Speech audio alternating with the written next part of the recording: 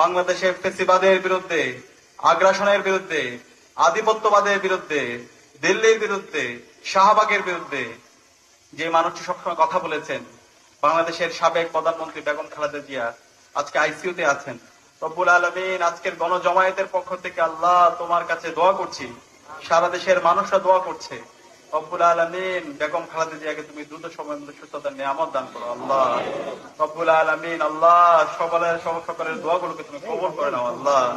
রব্বুল আলামিন সারা দেশের বিভিন্ন প্রান্তে যারা অসুস্থ আছে, রব্বুল আলামিন সবাইকে সুস্থতার নিয়ামত দান করো আল্লাহ। রব্বুল আলামিন জুলাই বিপ্লবে যারা শহীদ হয়েছে, রব্বুল আলামিন তুমি সবাইকে শাহাদাতের সর্বোচ্চ মর্যাদা দান করো আল্লাহ। রব্বুল আলামিন যারা গাজী অবস্থায় আছে, এখন আহত এবং পঙ্গু অবস্থায় আছে, হাসপাতালে বেঁধে কাতরাচ্ছে, রব্বুল আলামিন তুমি সবাইকে দ্রুত সময়ের মধ্যে সুস্থতার নিয়ামত দান করো আল্লাহ। এই দেশটার জন্য যেই মানুষটা স্বামী সন্তান হারা হওয়ার পর আপোষ করেন নাই, বেগম খালেদা জিয়া, মৃত্যুর সাথে তিনি পাঞ্জা লড়ছেন। যে কোনো সময় হয়তো কোনো একটা খারাপ খবরের জন্য আমাদেরকে অপেক্ষা করতে হবে।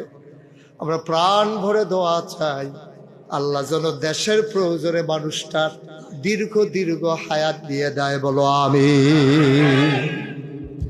বড় দুঃখী মানুষ, কিন্তু আপোষ করেন। দেশটাকে হৃদয় দিয়ে ভালোবেসেছেন। আপোষ করলে সোনার চামচ মুখে দিয়া রাত দিন কাটাইতে পারতেন। জেলখানায় গিয়েছেন, নিজের ছেলে হারিয়েছেন, স্বামী হারিয়েছেন, তারপরও মানুষটা আপোষ করলেন না। এই মানুষটার দেশের প্রয়োজনে তুমি একটু হায়াত দিয়ে দাও, সবাই পড়েন আমিন। আরেকটা দোয়া করি, আর যদি হায়াত না থাকবে, একদিন না একদিন তো যাওয়াই লাগবে। যেদিন যাবেন উনি যেন ঈমান নিয়ে কবরে যেতে পারে, বলেন আমিন। সাবেক প্রধানমন্ত্রী বেগম খালেদা জিয়া ভীষণ অসুস্থ, সংকটাপন্ন অবস্থায়। আমরা দোয়া করি আল্লাহ যেন শেফা দান করে, আমিন কর। বিশেষ করে সাবেক প্রধানমন্ত্রী খালেদা জিয়া অসুস্থ সংকটাপন্ন অবস্থায় আল্লাহ মেহেরবানি করে ওনাকে পূর্ণ সুস্থতার সাথে নেকায়াত দান করে দেন। আল্লাহ মেহেরবানি করে এমন ভাবে যারা যাদের জন্য দোয়া চেয়েছেন, আল্লাহ সবার দিলের তামান্না পূরণ করে দেন।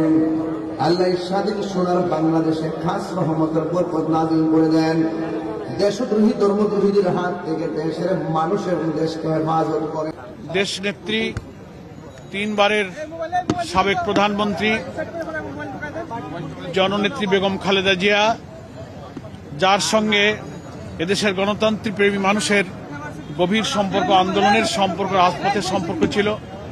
আমরা জামাত ইসলামী বেগম খালেদা জিয়ার সঙ্গে দীর্ঘদিন আমরা গণতন্ত্রের জন্য সংগ্রাম লড়াই করেছি।